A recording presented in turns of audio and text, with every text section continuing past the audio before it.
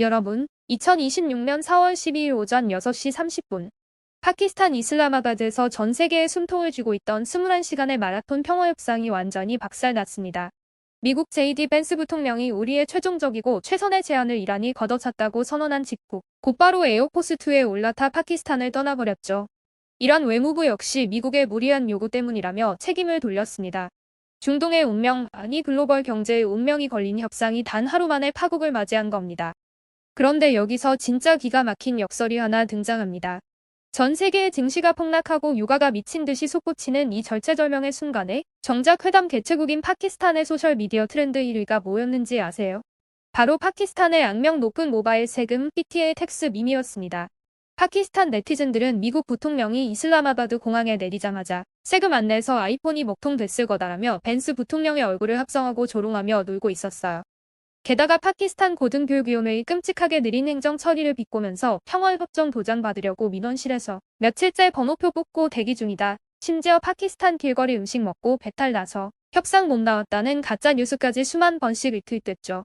전쟁으로 수천 명이 죽어나가고 글로벌 물류가 마비되는 상황에서 인터넷 세상은 철저하게 도파민에 절여진 블랙 코미디를 즐기고 있었던 겁니다. 하지만 우리가 직면한 현실은 밈처럼 가볍지 않습니다. 뭔데 지금부터 팩트만 빠르게 짚어드립니다. 시간을 2026년 2월 27일 저녁으로 되돌려보겠습니다. 도널드 트럼프 미국 대통령이 이란에 대한 대규모 군사작전, 이른바 에픽 퓨리 작전을 공식 승인합니다. 그리고 불과 몇 시간 뒤인 28일 새벽 미 중부사령부가 토마호크 미사일과 하이마스 로켓을 이란 본토에 쏟아붓기 시작합니다. 목표는 이란의 지휘 통제 인프라와 레이더망의 완전한 무력화였습니다. 1980년대 이란-이라크 전쟁 이후 중동에서 벌어진 가장 압도적인 규모의 화력 투사였죠. 미군의 폭격이 시작되고 정확히 10분 뒤, 이번에는 이스라엘 공군이 움직입니다. 작전명 포효하는 사자. 이스라엘은 테헤란 파스페르 구역에 위치한 관절을 정확히 타격하는 참수 작전을 단행합니다. 이단 한 번의 정밀 타격으로 이란의 최고 지도자 알리 하메네이를 비롯한 고위 관료들이 현장에서 사살됩니다. 전쟁 개시 단 몇 시간 만에 국가의 최고 존엄과 지휘부가 통째로 날아간 겁니다. 이란 입장에선 그야말로 국가적 대재앙이 터진 거죠. 지휘부를 잃은 이란은 이성을 잃고 즉각 보복에 나섭니다. 개전 당일 오전 무려 170발이 넘는 탄도미사일이 이스라엘의 텔아비브와 하이파, 그리고 카타르 알 우데이드 기지를 포함한 걸프 지역의 미군 기지 4곳을 향해 동시에 발사됩니다. 하늘이 말 그대로 미사일로 뒤덮인 겁니다. 이때부터 약 5주간 미국 이스라엘 연합군과 이란 사이에는 브레이크 없는 고강도 타격전이 매일같이 이어졌습니다. 양측 모두 피해가 눈덩이처럼 불어나며 전쟁이 수렁에 빠질 조짐을 보이자 결국 파키스탄의 셰바즈 샤리프 총리와 군 수뇌부가 다급하게 중재에 나섭니다. 치열한 물밑 교섭 끝에 4월 7일 미국과 이란은 14일간의 한시적 휴전에 전격 합의하죠. 이 기간 동안 이슬라마바드에서 모든 걸 걸고 끝장 협상을 벌이기로 한 겁니다. 하지만 휴전 발효 직전까지도 미 해군 구축함이 길을 제거 환경을 테스트하겠다며 호르무즈 해협 진입을 강행할 정도로 양측의 신경전은 피를 말리는 수준이었습니다. 마침내 4월 11일 오후 이슬라마바드의 양국 대표단이 마주 앉았습니다. 미국 측은 JD 벤스 부통령을 필두로 스티브 위트코프 특사, 그리고 트럼프의 사위 제라드 쿠슈너까지 등판했습니다. 트럼프 행정부의 최고 실세들이 총출동한 거죠. 이에 맞서는 이란 측은 모함마드 바게르 갈리마프 의회의장과 아마스 아라그치 외무장관이 나섰습니다. 하지만 회담장 분위기는 시작부터 얼음장이었습니다. 협상장 내부의 정통한 소식통에 따르면 21시간 내내 양측의 감정 기복과 상호 불신이 말 그대로 폭발했다고 합니다. 특히 이란 대표단은 미군의 공습으로 숨진 민간인 사상자를 연상시키는 상징물과 사진들을 굳이 회담장에 들고 와서 미국 측을 거칠게 압박했습니다. 너희가 저지른 학살을 보라는 식의 심리전이었죠. 이렇게 감정이 날카롭게 곤두선 상태에서 양측은 5가지 핵심 쟁점을 두고 한치의 양보도 없는 난타전을 벌이게 됩니다. 첫 번째이자 가장 거대한 벽은 핵 프로그램이었습니다. JD 벤스 부통령은 이란에게 우라늄 농축 시설을 완전히 포기한다는 명확한 확약을 요구했습니다. 트럼프 대통령의 최고 핵심 목표였죠. 쉽게 말해 너의 핵무기 만들 수 있는 도구 지금 당장 전부 다 때려 부숴라라는 거였습니다. 하지만 이란은 이를 주권 침해라며 단칼에 거절했습니다. 핵농축 권리만큼은 목에 칼이 들어와도 포기할 수 없다는 입장을 고수한 겁니다. 두 번째 쟁점은 전 세계의 물류 동맥 호르무즈 해협이었습니다. 전 세계 에너지 공급량의 20%가 지나가는 이 바다를 두고 이란은 황당한 요구를 합니다. 여기는 우리 앞바다니까 앞으로 지나가는 모든 배한테 통과세를 걷겠다는 거였죠. 바다에 톨게이트를 세우겠다는 소리입니다. 미국은 당연히 말도 안 되는 소리 하지 마라, 조건 없는 해운의 자유를 보장해라라며 펄쩍 뛰었죠. 그런데 여기서 이 사건의 가장 골 때리는 거의 코미디에 가까운 팩트가 하나 밝혀집니다. 이란이 미군 함정에 진입을 막겠다고 혁명수비대 소형 보트를 동원해 호르무즈 해협에 폭발물과 기뢰를 마구잡이로 투하했는데 정작 위치 마킹을 안 해둔 겁니다. 미 국방부 분석에 따르면 이란 스스로도 자기가 뿌린 기뢰가 어디 있는지 찾지 못하고 있다는 겁니다. 심지어 일부 기뢰는 해류를 타고 둥둥 떠다니고 있는 실정이죠. 이란 아라그치 외무장관조차 협상장에서 해협 개방은 기술적 한계를 고려해야 한다며 사실상 자기들이 기뢰를 치울 능력이 없음을 시인했습니다. 미군 입장에서도 환장할 노릇이죠.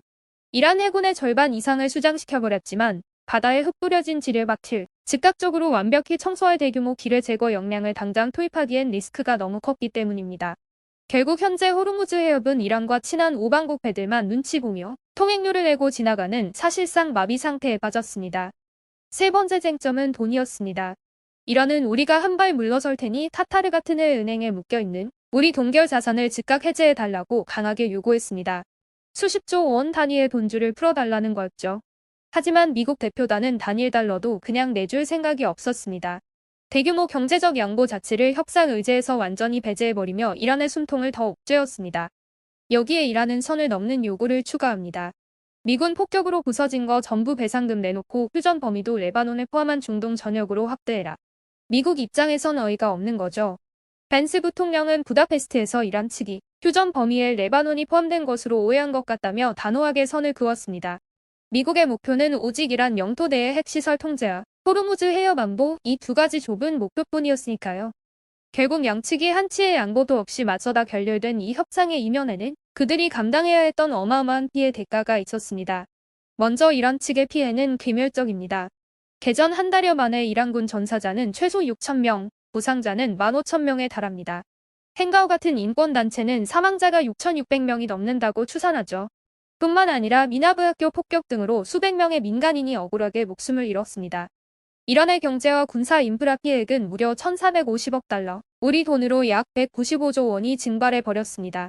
최고 지도자만 죽은 게 아니죠. 아니 샴파니 국방위원회석이 모함마드 파크프로 어크 지휘관 등 최고위급 군 수뇌부가 말 그대로 삭제당했습니다. 물리적 전력도 반토막이 났습니다. 이란 전역에서 190기가 넘는 탄도미사일 발사대가 폭격으로 파괴되며 공격 능력이 크게 상실되었죠. 가장 처참한 건 이란 해군입니다. 작전 기간 동안 무려 155척의 함정이 격침되거나 파손되었습니다. 특히 3월 4일 스리랑카 공해상에서 벌어진 비극이 결정적이었습니다. 이란의 주력함인 아이리스 대나함이 미 해군 잠수함 USS 샬럿이 쏜 어뢰를 맞고 그대로 수장되면서 단일 공격으로 104명의 수병이 목숨을 잃었습니다. 차바하르 항구의 자마라남 등 이란 바다를 지키던 배들이 사실상 모두 보철 덩어리가 된 겁니다. 공군도 예외는 아니었습니다. 테헤란 메흐라바드 국제공항이 폭격당하면서 C-130 수송기 등 19대가 전소되었고 이스파한 기지에서는 이란 공군의 상징과도 같은 F-14 톰캣 3대가 파괴되었습니다. 쉬라즈 기지의 수-22 등 수십 대의 항공 전력이 날아가면서 이란의 영공은 완전히 무주공산이 되어버렸습니다. 헤즈볼라와 친이란 민병대 역시 수백 명의 전사자를 내며 조직망이 붕괴될 위기에 처했죠. 그렇다면 미국과 이스라엘은 온전했을까요? 절대 아닙니다. 미 중부사령부 공식 집계에 따르면 미군 47명이 전사하고 330명이 부상을 입었습니다. 부상자 대부분이 육군에 집중되었죠. 이스라엘 역시 군인 13명 전사, 부상 418명을 기록했고 요격망을 뚫고 들어온 이란 미사일에 민간인 27명이 사망하고 무려 7,451명이 부상을 당하는 치명적인 피해를 입었습니다. 압도적인 화력을 쏟아붓고도 본토 방어에 구멍이 뚫렸던 겁니다. 미국의 전략 자산도 심각한 타격을 입었습니다. 카타르 아루데이드 기지를 비롯한 17개 미군 시설이 이란 미사일에 두들겨 맞아 8억 달러 규모의 시설 피해를 입었습니다. 이 과정에서 귀중한 E-3 센트리 조기경보 통제기가 전소되기도 했죠. 가장 충격적인 건 이번 작전의 핵심이던 핵추진 항공모함 USS 제럴드 R. 포드함입니다. 3월 12일 교전 중 화재 피해를 입고 결국 폭격을 중단한 채 크레타 해군 기지로 회항해 수리를 받고 있는 굴욕적인 상황이 벌어진 겁니다. 그리고 이 피비린내 나는 전쟁은 5주 만에 전 세계의 지갑을 작살내고 있습니다. 호르무즈 해협이 틀어막히자 배럴당 60달러 되었던 브렌트유는 3월 중순 119달러까지 미친 듯이 치솟았습니다. 카타르 에너지는 가스 운반선 출항이 막히자 아예 불가항력을 선언하며 가동을 멈춰버렸습니다. 그 결과 아시아 지역의 LNG 가격은 단숨에 140%가 폭등했고 미국 내 휘발유 가격은 갤런당 4달러를 돌파하며 서민 경제의 숨통을 조이고 있죠. 이 끔찍한 나비효과 우리나라도 절대 피할 수 없었습니다. OECD는 호르무즈 사태 하나 때문에 2026년 한국 경제성장률 전망치를 2.1%에서 1.7%로 0.4%포인트나 깎아버렸습니다. 주요국 중 가장 큰 폭의 추락입니다. 미국 싱크탱크 시스는 한국이 원유와 자원 수입의 호르무즈 의존도가 너무 높아 최대 피해국이 될 것이라고 대놓고 지목했습니다. 기름 한 방울 안 나는 수출 주도 국가의 아킬레스건이 정확히 찔린 겁니다. 당장 우리가 체감하는 현실은 어떨까요? 육아와 LNG 폭등은 아파트 관리비와 직결됩니다. 당장 전기차를 모시는 분들은 한전의 적자 누적으로 인한 무자비한 충전 요금 인상 압박을 피부로 느끼실 겁니다. 또한 파생상품이나 퀀트 트레이딩으로 주식시장 흐름을 읽는 분들은 아시겠지만 최근 시장의 공포지수인 VIX 지수가 원자재 쇼크로 인해 얼마나 미친 듯이 널뛰고 있습니까? 환율은 1520원대까지 치솟았고 한국은행은 이러지도 저러지도 못한 채 기준금리를 2.50%로 묶어두고 폭풍이 지나가기만 기도하는 실정입니다. 하지만 이렇게 경제가 파탄나고 있는 상황에서도 인터넷 세상은 여전히 블랙 코미디를 찍고 있습니다.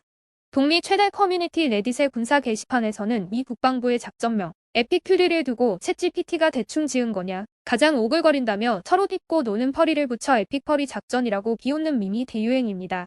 심지어 기려 위치를 잊어버린 이란을 향해 역대급 지뢰찾기 게임 실패 사례라며 전 세계적인 조롱이 쏟아지고 있죠.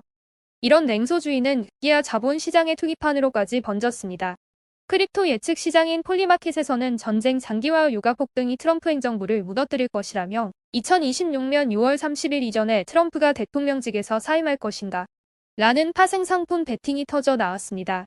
맞추면 15배의 수익을 준다는 계산이 돌면서 하루에 수만 달러의 뭉칫돈이 쏠리고 있죠.